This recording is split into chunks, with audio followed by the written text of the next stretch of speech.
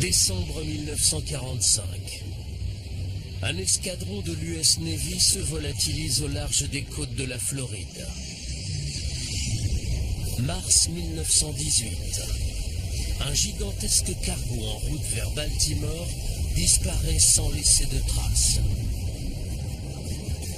Au fil des années, de nombreux autres avions et navires ont disparu en pleine mer, dans une zone d'environ 1 million de kilomètres carrés, qui a longtemps été source de mystères et de légendes terrifiantes. Le triangle des Bermudes. Aujourd'hui, grâce aux nouvelles technologies, il est possible de retirer l'eau de cette zone couche par couche et ainsi de révéler un paysage jusqu'alors caché. Nous allons vider le triangle des Bermudes. En nous enfonçant dans ses profondeurs, nous explorerons ses recoins les plus sombres et tenterons de résoudre quelques-uns de ses plus grands mystères.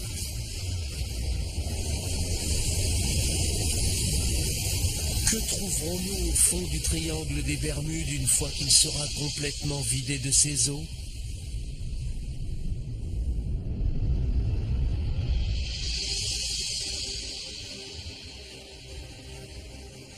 Les Bermudes, un archipel situé à près de 1000 km de la côte est des États-Unis.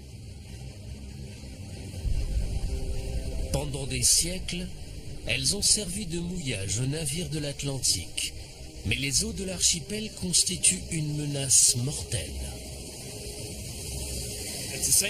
Les Bermudes sont très attractives, mais également très dangereuses pour les marins qui n'ont jamais navigué dans ces eaux. Le seul nom de Bermude suffisait à faire naître la peur dans le cœur des marins. L'archipel finit par être surnommé l'île des démons. Le paradoxe de cet archipel paradisiaque, c'est que pendant ces 2-3 premiers siècles, c'était littéralement un cimetière de bateaux. En tant que gardien des épaves historiques des Bermudes, Philippe Rouja est chargé de suivre et de surveiller les navires qui reposent au fond de la mer.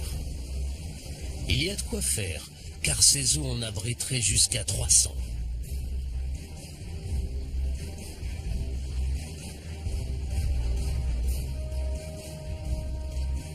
Comment tant de navires ont-ils pu avoir un accident dans ces eaux cristallines si près des côtes?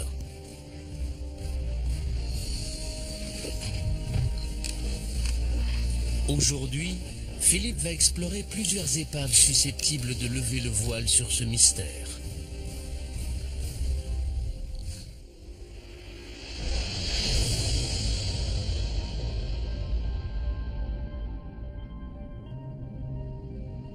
Tout d'abord, la Marie Céleste, un bateau à vapeur à coque en fer qui transportait des vivres et des munitions pendant la guerre de sécession. Le navire a quitté les Bermudes, il est descendu jusqu'à la côte sud et il a coulé juste là. C'est très curieux parce que ce n'est vraiment qu'à 800 mètres du rivage. En plus, ce jour-là, la mer était plate et calme. Tout cela est très intriguant, on essaie de comprendre comment ça a pu arriver.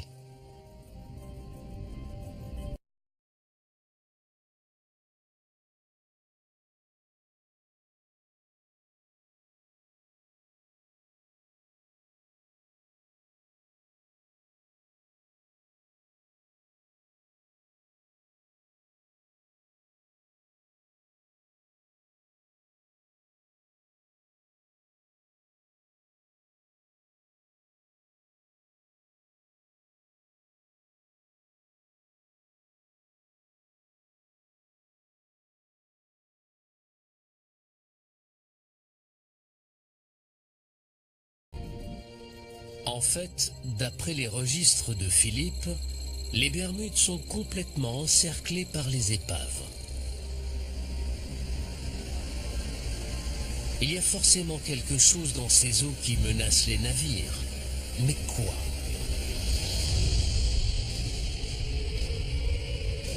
Pour le découvrir et résoudre d'autres mystères qui entourent le triangle des Bermudes depuis longtemps, nous avons besoin d'observer ce qui se cache sous l'eau. Nous devons vider la zone couche par couche.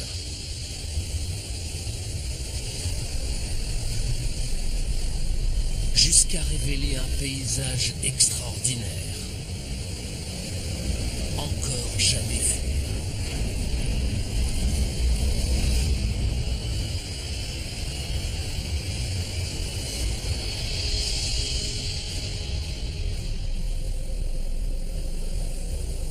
Observer les profondeurs des Bermudes n'est possible que grâce à une technologie en évolution rapide connue sous le nom de cartographie par sonar. Le sonar envoie des ondes sonores en direction du plancher océanique. Le signal retour donne la forme et la profondeur du terrain situé en dessous. Et c'est cette technologie qui va peut-être nous permettre de comprendre pourquoi des centaines de navires ont coulé tout autour de l'île. Bonjour Nick, ça va? Très bien, et toi? Le géologue Nick Hutchings est un chercheur d'or des temps modernes. Aujourd'hui, il se sert de la cartographie par sonar pour tenter de repérer des formations sous-marines spécifiques à proximité de certaines des épaves des Bermudes. Je recherche des dépôts minéraux qui peuvent prendre la forme de cheminées hydrothermales, également appelées fumeurs noirs.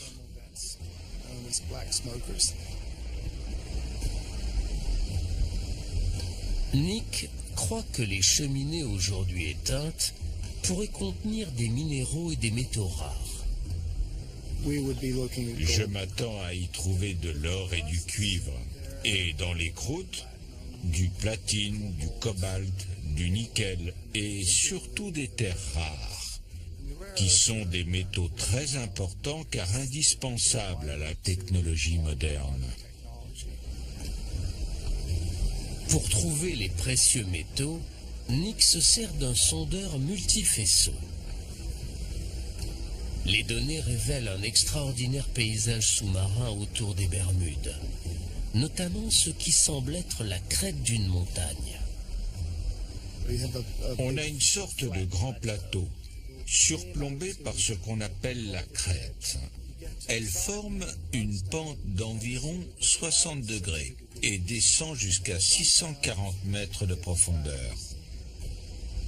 C'est un aperçu fascinant du plancher océanique. Mais comment se fait-il qu'on trouve la crête d'une montagne sous-marine au large des côtes des Bermudes? Pour bien comprendre, nous avons besoin de prendre un peu de recul. Grâce aux dernières données sonars récoltées tout autour des Bermudes, il nous est maintenant possible de virtuellement vider toute cette zone.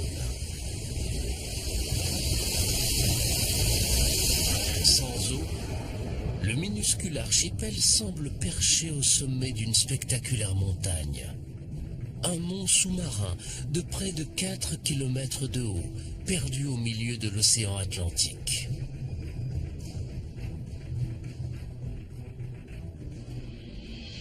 Comment est-il arrivé là? Si l'île est là aujourd'hui, c'est parce qu'une très importante éruption volcanique a eu lieu dans cette zone, qui est relativement isolée de la plaque océanique et qui s'étire depuis la première phase de développement de l'océan Atlantique. En plusieurs millions d'années, le volcan est devenu de plus en plus grand, jusqu'à dépasser de la surface de l'eau. Le volcan est entré en éruption, formant une gigantesque île volcanique qui s'élèverait près d'1 kilomètre au-dessus du niveau actuel de la mer. Le volcan s'est éteint il y a 30 millions d'années. Après ça, balayé par les vents et la pluie, la montagne s'est affaissée jusqu'à devenir un plateau. Puis, à la fin de la période glaciaire, les Bermudes ont été presque entièrement recouvertes par la montée des eaux, à l'exception d'un petit archipel.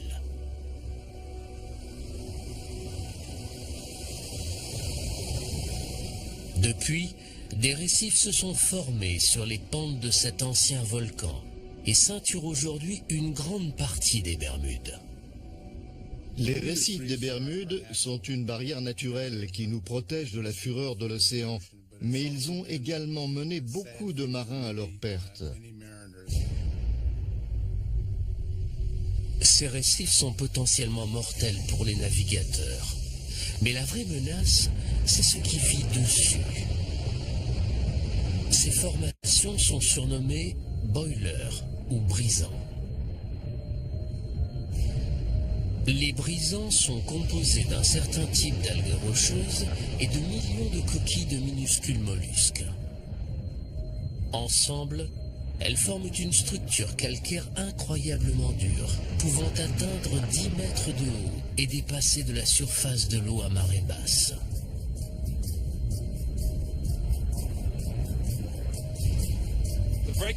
Les brisants sont plus durs que les récifs qui les entourent. C'est pour ça qu'ils ont survécu et que leur processus de formation a perduré. En cas d'impact, ils risquent de sérieusement endommager la coque d'un bateau, qu'elle soit en bois ou en métal. Les brisants ont parfois des pointes insérées capables de déchirer la coque d'un bateau comme un ouvre-boîte et de le faire couler en quelques minutes. Et c'est quand la mer est calme qu'ils peuvent être les plus dangereux. L'ironie du sort, c'est que les brisants sont plus visibles lorsqu'il y a des vagues et de la houle. Donc en fait, c'est quand la mer est plate et calme qu'ils sont le plus dangereux parce qu'on ne les voit pas du tout. Les brisants sont responsables du naufrage de nombreuses épaves des Bermudes, dont celle de la Marie Céleste. Cette menace cachée entoure l'archipel, héritage mortel de son passé volcanique.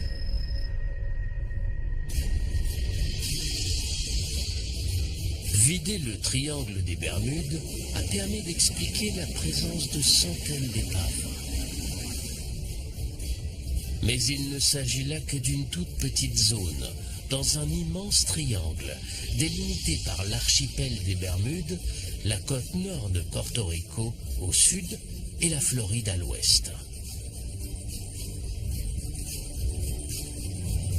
L'un des plus célèbres mythes du triangle des Bermudes remonte à la Seconde Guerre mondiale. Le vol 19 ou la patrouille perdue.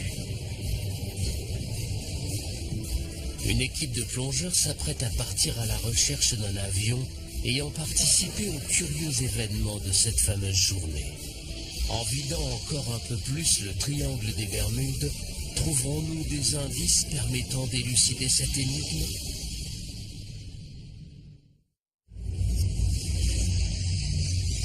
Le 5 décembre 1945, 5 torpilleurs TBF Avenger de l'US Navy quittent la base aéronavale de Fort Lauderdale en Floride. Cette opération a pour nom de code Vol 19. C'est un vol d'entraînement de routine le long de la côte atlantique.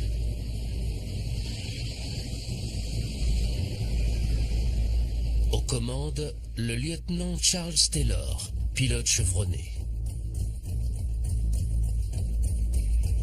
Il a dirigé des dizaines de missions d'entraînement, mais ne connaît pas cette partie de la côte.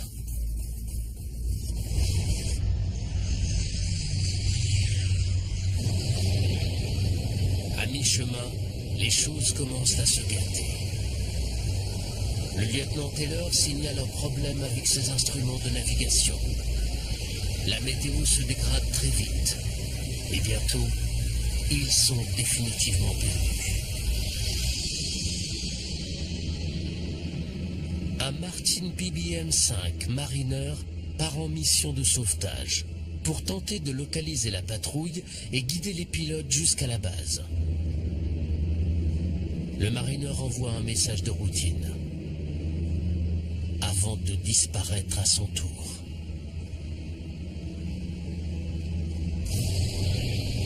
Ni les torpilleurs du vol 19, ni l'appareil parti à leur recherche n'ont jamais été retrouvés. Toutes sortes de théories aussi étranges qu'incroyables ont été avancées pour expliquer la disparition de ces appareils. Enlèvement par des extraterrestres, présence d'un champ électromagnétique. L'hypothèse la plus vraisemblable, c'est que les pilotes se sont tout simplement perdus et à court de carburant ont été forcés d'amérir quelque part dans l'océan. Pour le Mariner et les torpilleurs du vol 19, les ennuis ont commencé quelque part au large des Bahamas. Et aujourd'hui, pour la première fois, il est possible de vider cette zone jusqu'au plancher océanique sur près de 5 km de profondeur. Ce processus révèle une vaste zone sous-marine sans relief, connue sous le nom de plaine abyssale. Un gigantesque désert. On comprend aisément pourquoi les avions n'ont jamais été retrouvés. Mais aujourd'hui, 70 ans plus tard, nous allons peut-être enfin réussir à localiser le Martin Mariner, parti au secours des torpilleurs du vol 19. Mike Barnett est un plongeur technique spécialisé dans la recherche d'avions perdus. Après des années passées à enquêter sur l'incident du vol 19, il pense avoir enfin réussi à déterminer où le Mariner s'est écrasé. J'ai essayé de recréer le parcours de l'avion dans mon esprit, jusqu'à l'endroit où il a pu s'écraser. Il a décollé de la base aéronavale de Banana River. Il est parti en direction du nord jusqu'au Cap Canaveral. Puis il s'est éloigné de la côte pour rejoindre la zone de recherche qu'on lui avait assignée.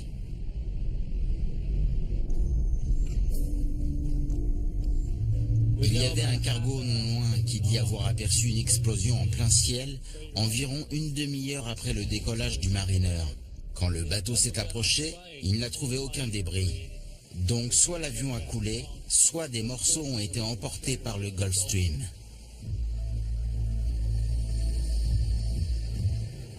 Aujourd'hui, Mike et son équipe se préparent à partir à la recherche des restes de l'avion perdu.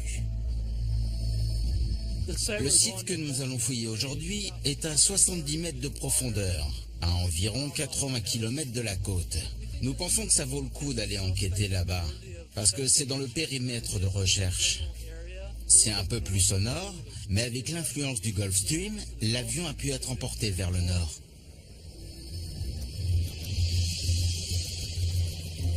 Des pêcheurs du coin ont aperçu des épaves dans cette zone. Mike les cherche avec son sonar. On vient de passer au-dessus de la cible. C'est à peine détectable et plutôt petit, ce qui est normal pour un avion. Je crois qu'on n'a plus qu'à enfiler nos combinaisons de plongée et aller voir ça de plus près.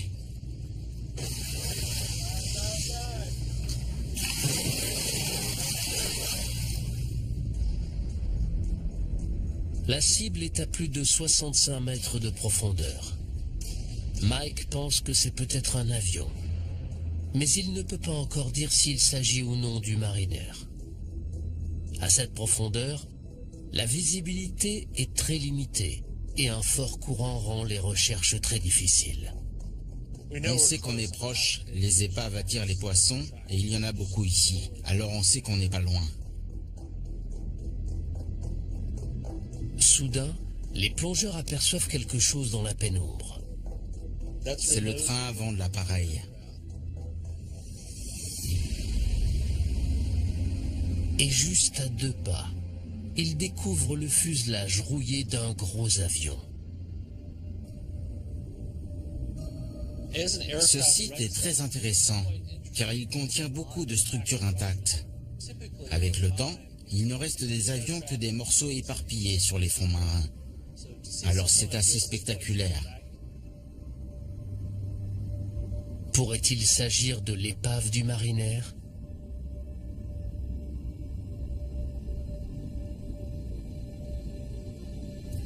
La prochaine étape consiste à récolter toutes les preuves permettant d'identifier l'appareil.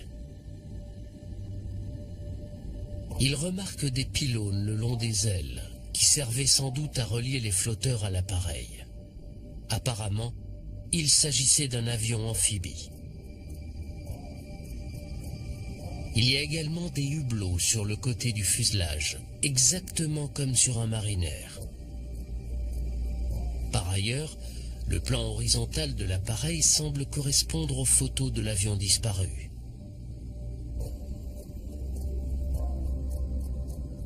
Il s'agit donc peut-être de l'appareil parti au secours des torpilleurs du vol 19. Mais l'équipe n'a pas encore trouvé de preuves concluantes. C'est un avion, c'est sûr. Il présente des caractéristiques intéressantes. Il y a beaucoup d'éléments que l'on s'attendrait à retrouver sur un avion de sauvetage. Je vais rentrer et observer les photos et les vidéos. Je suis très excité. Tout cela mérite une enquête plus approfondie.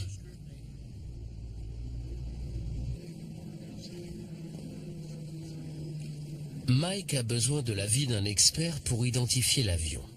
Il a donc décidé de montrer les images de la plongée à un historien de l'aviation, Roy Stafford. En tant qu'ancien pilote de l'US Navy, Roy est un spécialiste des avions militaires américains. C'est le tout début de la plongée. On s'est dirigé vers le fond en nageant à contre-courant pour trouver l'épave. Regardez, on commence à apercevoir des débris. À la base, on espérait tomber sur le PBM-5 Mariner, mais en fouillant la zone, on a trouvé des éléments qui ne correspondent pas vraiment. Alors la question c'est, de quel genre d'avion s'agit-il ? Je peux tout de suite vous dire qu'à en juger par le système de freinage et par le pneu qu'on voit ici, cet appareil date d'après la Seconde Guerre mondiale. Ça, on dirait bien que c'est un morceau du cockpit, le haut des vitres. Roy est absolument certain que l'épave n'est pas celle du Mariner qu'il recherche. Mais si ce n'est pas l'avion de sauvetage disparu, alors qu'est-ce que c'est? La réponse à cette question pourrait peut-être permettre d'élucider un autre mystère du triangle des Bermudes. Regardez, c'est intéressant. Ce hublot est sans doute destiné à accueillir un appareil photo. Exactement. Et il y en a plusieurs à l'intérieur. Ils sont très remarquables et ont tout de suite attiré notre attention. On voit qu'il s'agit d'un bimoteur. Pour moi, c'est clair, il n'y a que deux possibilités. Avec ces deux pylônes de chaque côté, il s'agit soit d'un RB-66, soit d'un A3 de la Navy. Roy ne met pas longtemps à identifier formellement l'avion. C'est forcément un A3 Skywarrior. Quand on regarde tous les indices, le fuselage, les pylônes sous les ailes, l'angle de flèche sur le plan horizontal, le fait que le train d'atterrissage soit rentré dans le fuselage, ça ne fait aucun doute. Il s'agit d'un A3 Skywarrior. À l'époque, le A3 Skywarrior était le plus gros avion embarqué de la marine de guerre américaine.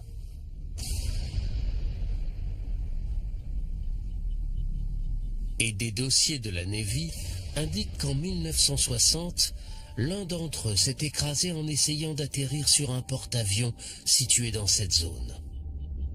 Il est fort probable qu'il s'agisse de celui que Mike et son équipe ont découvert.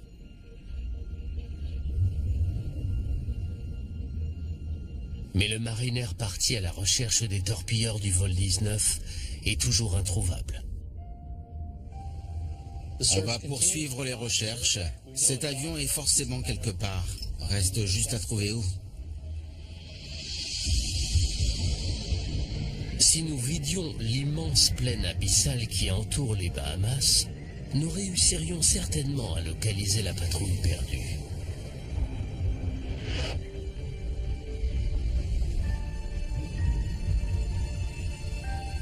Et à en juger par l'état des autres épaves retrouvées au fond de l'océan, voilà à quoi ces avions ressembleraient après 70 années passées en mer.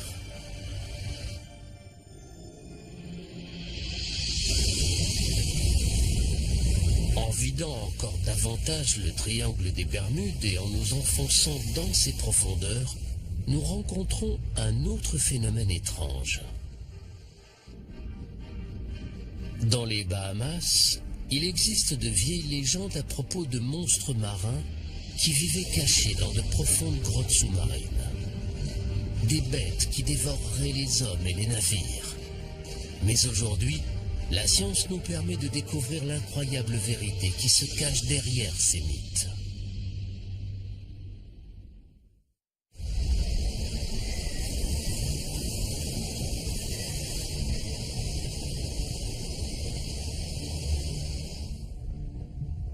À seulement 80 km de la côte de Floride, dans la pointe ouest du triangle des Bermudes, se trouvent les Bahamas.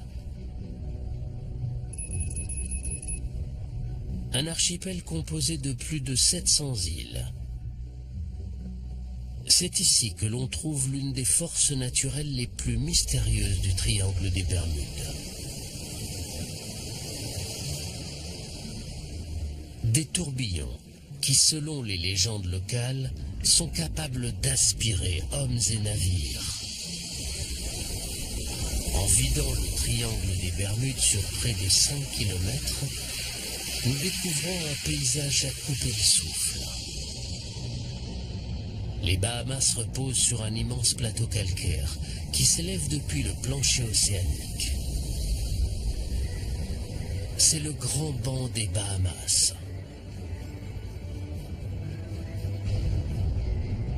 Ces falaises, plus hautes que toutes celles que l'on trouve au-dessus du niveau de la mer, culminent à près de 4500 mètres, soit presque 3 fois la profondeur du Grand Canyon.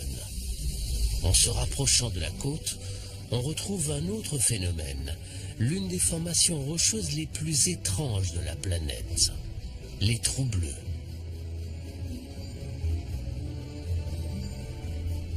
De gigantesques cavités sous-marines qui s'enfoncent des centaines de mètres en dessous du niveau de la mer.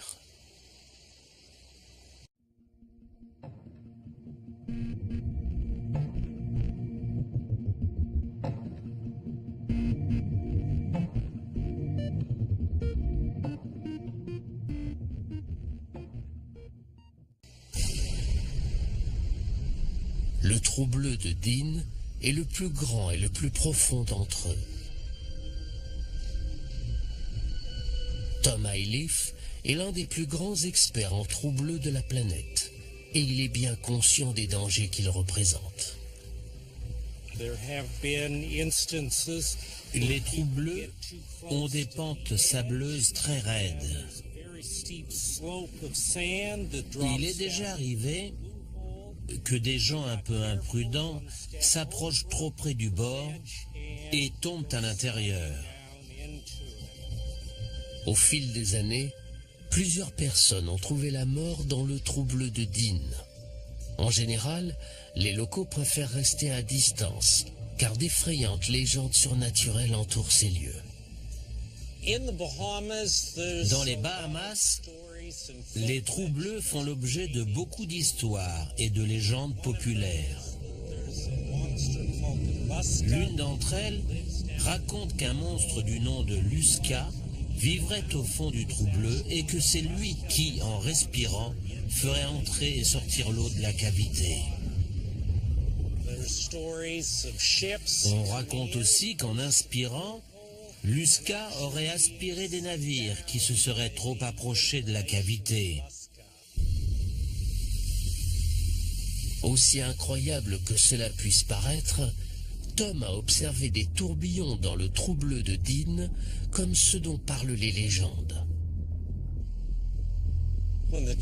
À marée montante, j'ai déjà aperçu jusqu'à 3 vortex ou tourbillons aspirer l'eau en même temps au fond de cette cavité. Tom tient à trouver une explication rationnelle à cet étrange phénomène. La marée joue un rôle important.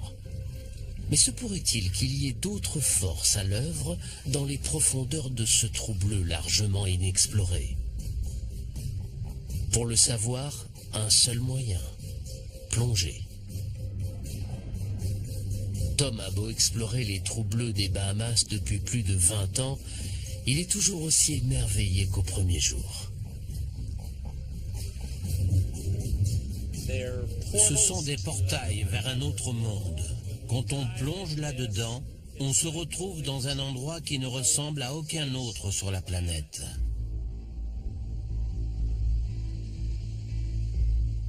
Les trous bleus sont des formations naturelles atypiques que les géologues pensent aujourd'hui comprendre. Pendant la dernière période glaciaire, le niveau de la mer était plus bas et tout ce calcaire dépassait de la surface de l'eau. Des pluies acides se sont infiltrées dans la roche, érodant le calcaire et y creusant de larges cavités.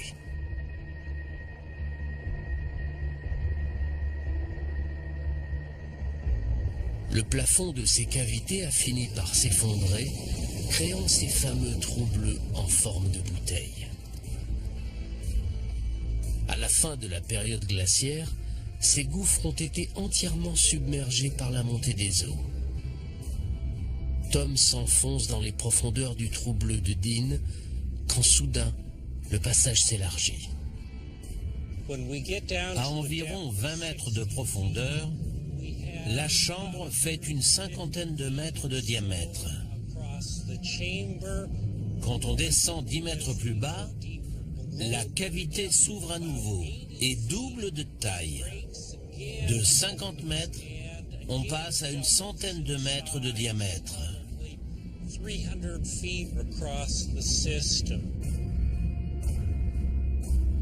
Soudain, à 35 mètres de profondeur, Tom aperçoit ce qui semble être des tunnels latéraux partant de l'entonnoir principal. Ils sont petits, mais exercent une puissante force de succion. Dans ces tunnels, il y a de puissants courants de marée qui essaient de nous aspirer. Nous ne sommes pas allés très loin, et pourtant, au retour, il a fallu tirer de toutes nos forces sur la corde pour sortir. À 45 mètres de profondeur, Tom atteint sa limite. Il n'est jamais descendu plus bas. Seule une poignée de plongeurs spécialisés a osé s'aventurer plus loin. L'un d'entre eux est même descendu 200 mètres en dessous du niveau de la mer. Mais les profondeurs du trou bleu restent largement inexplorées. Nous savons qu'en vidant le trou bleu de Dean, nous révélerions non seulement la cavité en forme de bouteille, mais également un réseau de tunnels et de fissures qui s'enfoncent dans les profondeurs. Ce sont les flux d'eau qui entrent et sortent de ces tunnels qui génèrent les tourbillons, et non pas un monstre marin mythique. Sans eau, le trou bleu de Dean est une structure géologique certes terrifiante, mais entièrement naturelle.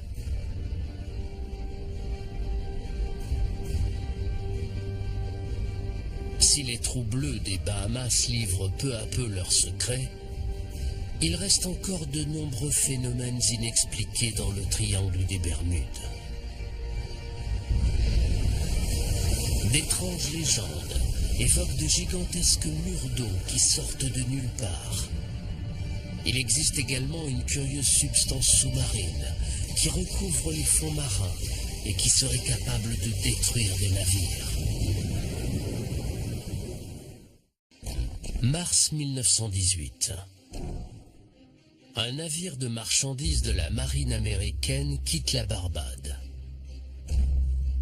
Le USS Cyclops est un gigantesque vraquier de 19 000 tonnes. Il transporte une cargaison de manganèse et compte 309 hommes à bord.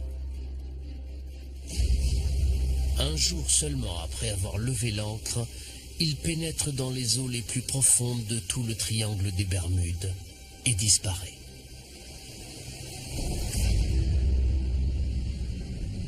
Jamais personne n'a retrouvé la moindre trace de l'immense navire ou de son équipage.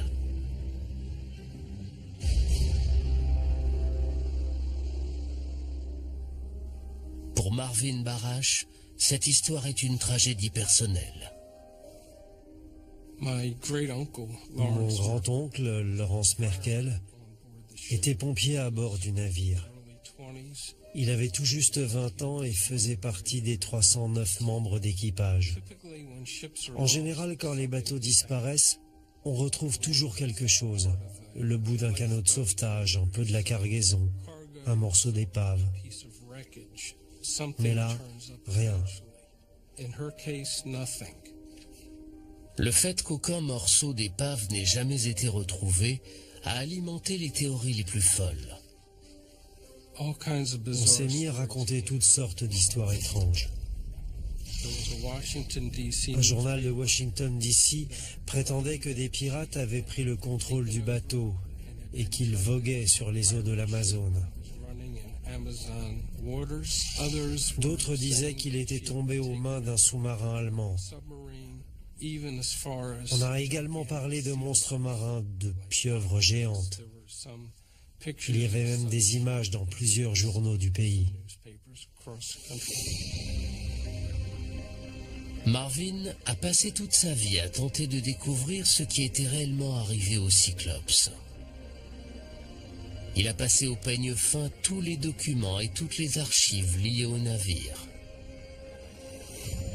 Après des décennies de recherches minutieuses, il pense enfin avoir réussi à identifier un défaut de conception fatale.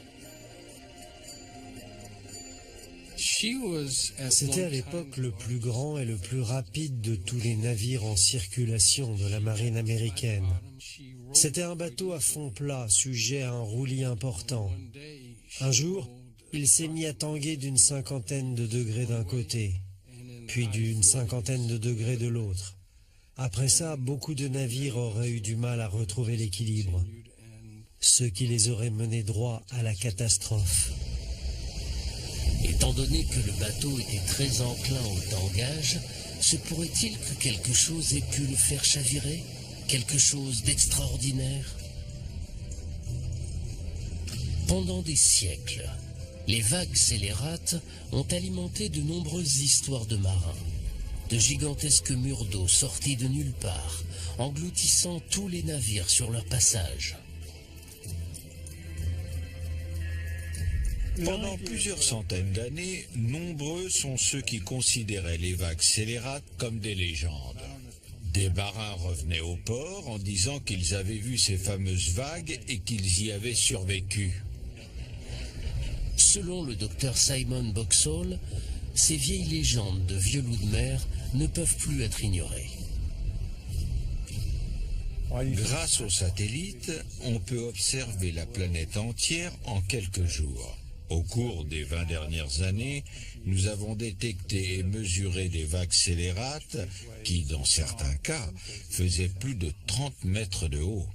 Donc elles existent. Ces vagues géantes ont même parfois été filmées.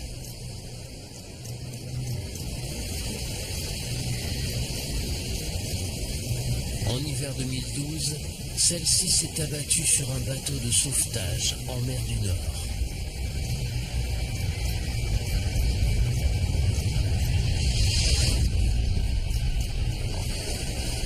Étant donné les conditions météorologiques extrêmes dans le triangle des Bermudes, des vagues scélérates d'une telle envergure pourraient-elles s'y former? On a l'Atlantique Nord, les tempêtes équatoriales, les fréquents ouragans, les orages qui arrivent du golfe du Mexique. Tous ces éléments combinés créent une mer très instable et agitée avec des vagues scélérates. Les eaux agitées du triangle des Bermudes ont-elles produit une vague scélérate assez grande pour couler le Cyclops?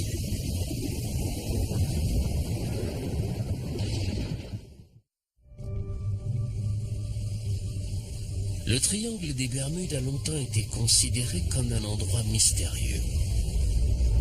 Mais aujourd'hui, grâce aux dernières technologies, nous pouvons le vider couche par couche, afin de détruire les mythes et de comprendre ce qui s'y passe réellement. Mais parfois, seule la méthode expérimentale permet de résoudre une vieille énigme. L'université de Plymouth, au sud de l'Angleterre, est le bassin à houle du laboratoire Coast, le plus avancé de tout le Royaume-Uni. Il peut reproduire une grande variété de conditions océaniques que l'on trouve dans le triangle des Bermudes. Ici, les scientifiques prennent la notion de vague scélérate très au sérieux. Essayons de reproduire une vague de 16 mètres. Aujourd'hui, les océanographes font une expérience pour déterminer si une vague scélérate aurait pu couler un bateau aussi grand que le Cyclops disparu.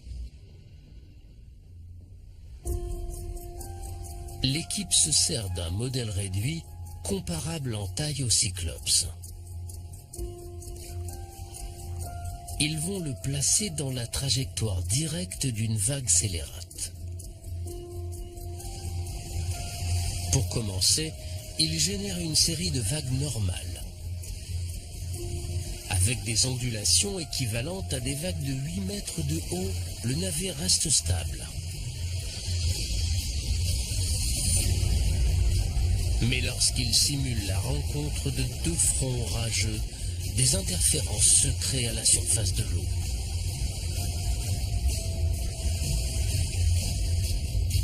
Et soudain, comme sortie de nulle part, une vague scélérate. C'est l'équivalent d'une vague de plus de 15 mètres de haut, et son impact sur le modèle réduit est plus que parlant.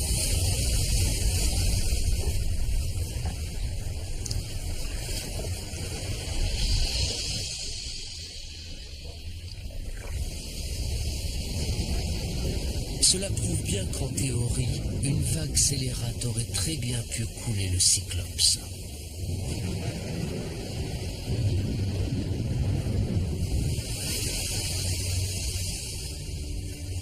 Mais un autre phénomène étrange pourrait être tenu responsable de la disparition du bateau. Pour l'observer, nous devons vider encore un peu plus le triangle des Bermudes. Sur le plancher océanique, à plus de 330 mètres de profondeur, on trouve un étrange dépôt blanchâtre et cireux. Une seule parcelle pourrait recouvrir une surface plus grande que Manhattan. Cette substance s'appelle hydrate de méthane. Ces hydrates de méthane sont issus de la décomposition bactérienne et microbienne de matières organiques. Végétaux, poissons morts, plancton qui se sont déposés sur les fonds marins. Sur ces images, on peut voir des amas d'hydrate de méthane sur le fond marin. Il arrive également que le méthane soit piégé dans des poches situées sous le plancher océanique. En 1981, en mer de Chine méridionale, un navire de forage a touché une poche de gaz peu profonde, libérant ainsi le méthane contenu à l'intérieur. En remontant à la surface, le gaz a déséquilibré le bateau, qui a fini par chavirer, puis par couler.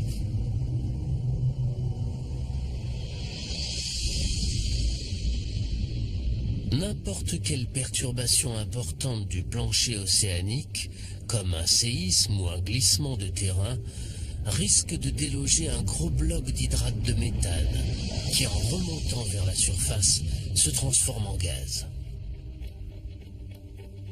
Une éruption d'hydrate de méthane aurait donc très bien pu faire chavirer l'USS Cyclops, surtout quand on sait qu'il était enclin au roulis. Mais le seul moyen de déterminer ce qui est vraiment arrivé au bateau, c'est de trouver son épave. J'ai étudié le sujet en long en large. Et je pense savoir approximativement jusqu'où le navire est allé après avoir levé l'ancre. Je crois qu'il a navigué pendant environ une journée et qu'il a coulé au nord-ouest de Porto Rico.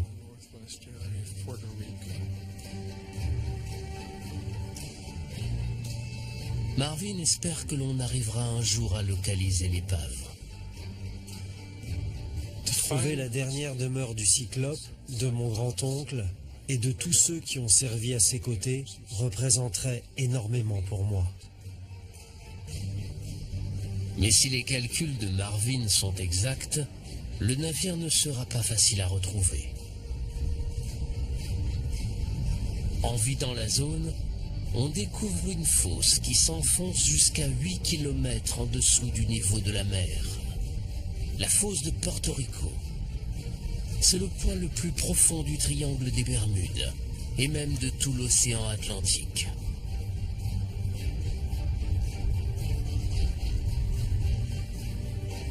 En explorant cette gigantesque dépression sous-marine, des scientifiques se sont rendus compte qu'elle recelait peut-être le plus mortel de tous les secrets du triangle des Bermudes.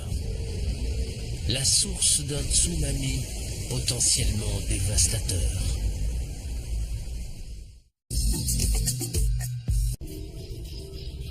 Le plus terrible secret du triangle des Bermudes réside peut-être dans sa partie la plus profonde, la fosse de Porto Rico. Aussi, les scientifiques se pressent pour explorer ces régions sous-marines pratiquement inaccessibles.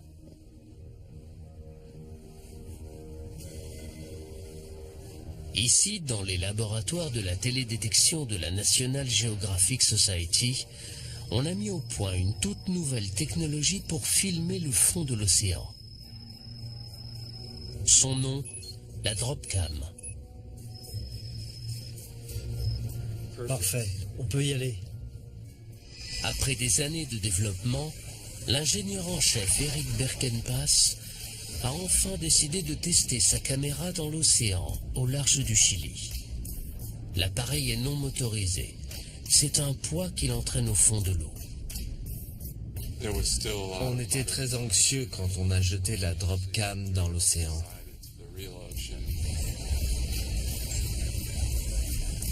Quand l'équipe a lâché la caméra au-dessus de la fosse de Porto Rico, il a fallu 1h30 à l'appareil pour parcourir les 8 km qui le séparaient du fond. Il est programmé pour passer quelques heures sur le plancher océanique, refaire surface et transmettre sa position. Quand on a enfin entendu les signaux haute fréquence sur l'émetteur radio et qu'on a vu la position satellite, on a été incroyablement soulagés. Voici les premières images du fond de la fosse de Porto Rico, à 8 km de profondeur. Ce projet de télédétection des fonds marins nous donne un aperçu de l'une des grandes régions inexplorées de la planète. Mais il ne s'agit là que d'une série de plans ne couvrant qu'une zone de quelques mètres carrés à la fois.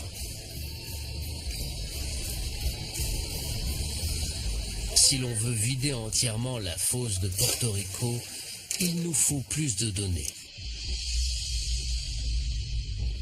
Yuri Tenbrink, scientifique à l'Institut d'études géologiques des États-Unis, tente d'établir une carte complète de la fosse. Et selon lui, il n'y a pas une minute à perdre. On a commencé à faire des recherches dans cette fosse parce que géographiquement, elle ressemble beaucoup à celle de Java, où a eu lieu le séisme qui a provoqué le tsunami géant de 2004. Et c'est très inquiétant parce que si un tremblement de terre de magnitude 9 se produisait dans la fosse de Porto Rico, ça risquerait de déclencher un tsunami qui pourrait atteindre la côte est des États-Unis, voire peut-être même l'Europe.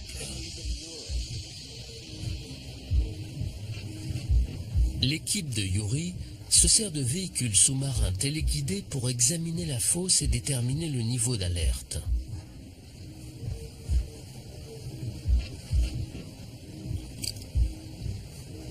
Les véhicules envoient des ondes sonores afin d'obtenir une lecture du terrain aussi précise que possible.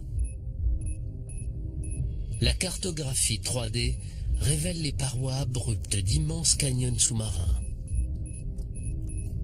Dans certains rifts et vallées, les parois atteignent parfois près d'1 kilomètre de haut.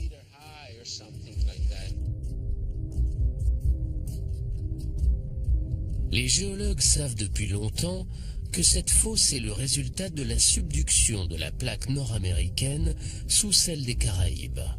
Mais ce que les nouvelles données suggèrent, c'est que ce terrain pourrait être propice aux avalanches sous-marines.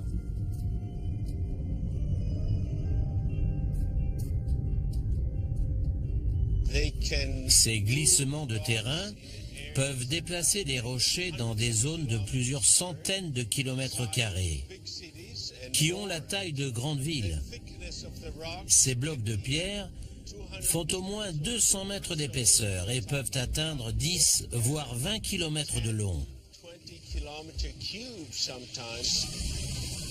Un glissement sous-marin de cette envergure pourrait provoquer un tsunami qui risquerait de menacer la côte est des États-Unis, comme le craignait Yuri. Pensez à Boston, Charleston, Baltimore et à toutes les centrales nucléaires situées le long de la côte.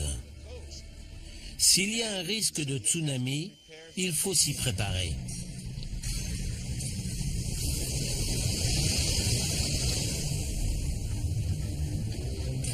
Depuis le désastre de Fukushima en 2011, on connaît les terribles conséquences d'une centrale nucléaire mal protégée.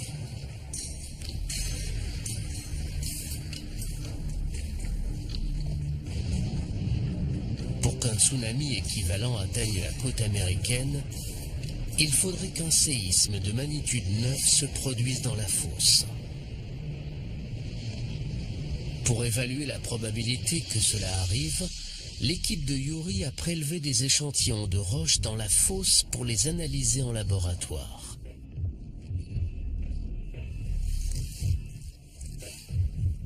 Ce qu'ils ont découvert est un immense soulagement pour les habitants de la côte est des États-Unis. Mais ceux qui vivent plus près de la fosse, eux, ne sont pas à l'abri de la catastrophe. Compte tenu de l'état actuel de nos connaissances, nous ne sommes pas sûrs qu'un séisme de cette envergure puisse se produire ici. Ce qui ne veut pas dire que de gros tremblements de terre de magnitude 8 à 8,5 ne puissent pas avoir lieu. Ils n'auront peut-être aucun impact sur la côte est des États-Unis, mais risquent de causer des dégâts considérables dans les Caraïbes.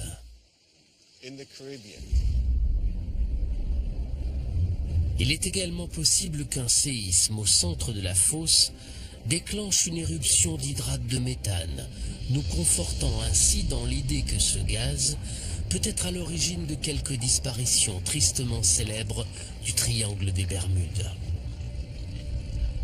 Les données récoltées par Yuri nous permettent de vider la fosse de Porto Rico sur près de 800 km. Étant donné sa taille et sa profondeur abyssale, on comprend mieux pourquoi certains navires et avions n'ont jamais été retrouvés.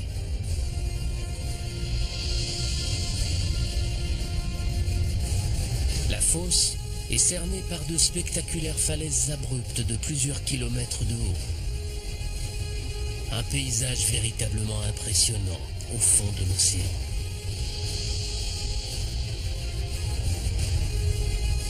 À 8 kilomètres de profondeur.